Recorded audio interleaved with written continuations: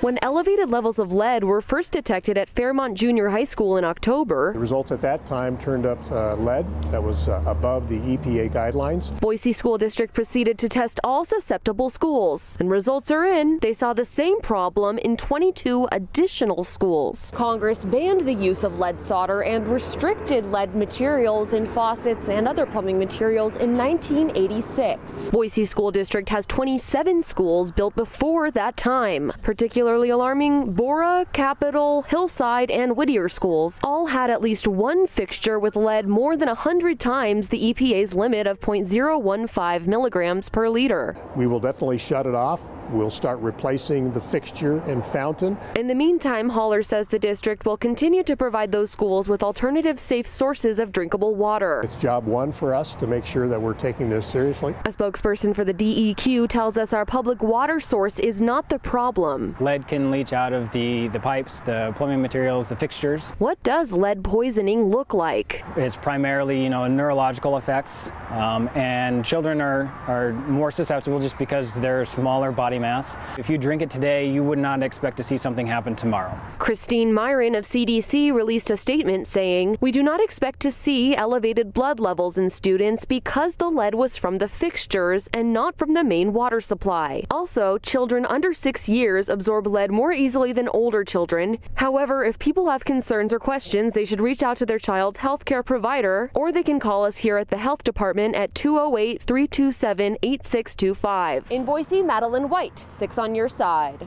And Dan Haller with the Boise School District says he sent out 45,000 emails to parents yesterday to let them know the results. If you would like a complete list of schools tested and the results, visit 6onyourside.com. I'm just excited. We'll tell her why, because Santa's going to come.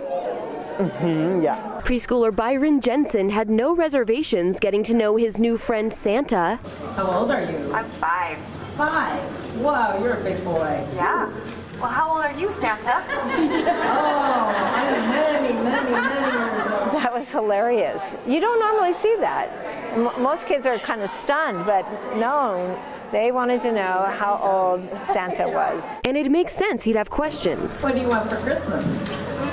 This is the first time Byron's met a Santa he could directly communicate with. A pink animal chair, a monkey chair. But when Santa, aka Sonny Cabbage, who is also deaf, was Byron's age, he says he didn't get the same opportunity. Grew up going to Santa that was hearing without an interpreter or anything. We'd bring a pen and a paper if we wanted to communicate what we wanted for Christmas, and we would just sit there without any communication with Santa Claus and just give him this piece of paper, This, he says, is what motivated him to suit up in red velvet for the more than 20-year-old tradition hosted by Idaho Educational Services for the Deaf and Blind at Ponderosa Elementary in Meridian. Having a Santa signing with them, they feel more connected with Santa. Staff say about 80 students from IESDB and West Ada and Boise school districts attended this year's event. More students than they've ever had in years past. It's just so inspiring that he can really have that strong connection with him. It's great. Jill Muir has been Sonny Claus's interpreter for the last 2 decades.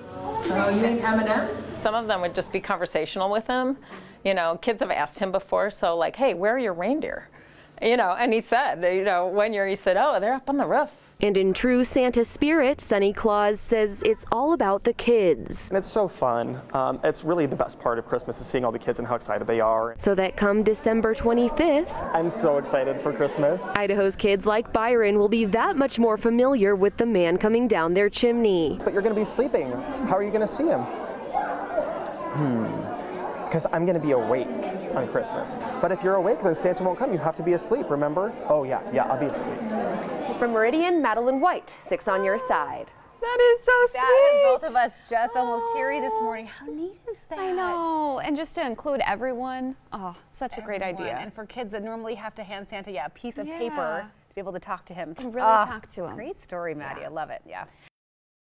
In the Treasure Valley, artificial intelligence is changing the way we get around. Hey Siri, call me an Uber. How we research. Hey Alexa, what's the temperature outside? And even how we shop. Hey Google, deliver me a carton of milk. But despite the fact that that very same carton of milk may have come from a farm in rural Idaho, it has likely been produced with the help of robots too. So we haven't milked by hand for decades, so we've moved beyond that a few decades ago. In the last few years, more and more Idaho dairies have begun implementing robots in their milking facilities. The brushes are going up and they're scrubbing each side of the udder, cleaning the cow, stimulating her, helping her let her milk down. There's another employee there that is towel drying them off, getting them prepared to put the machine on.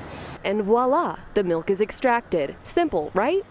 One would think. Milking does not look like what it used to be.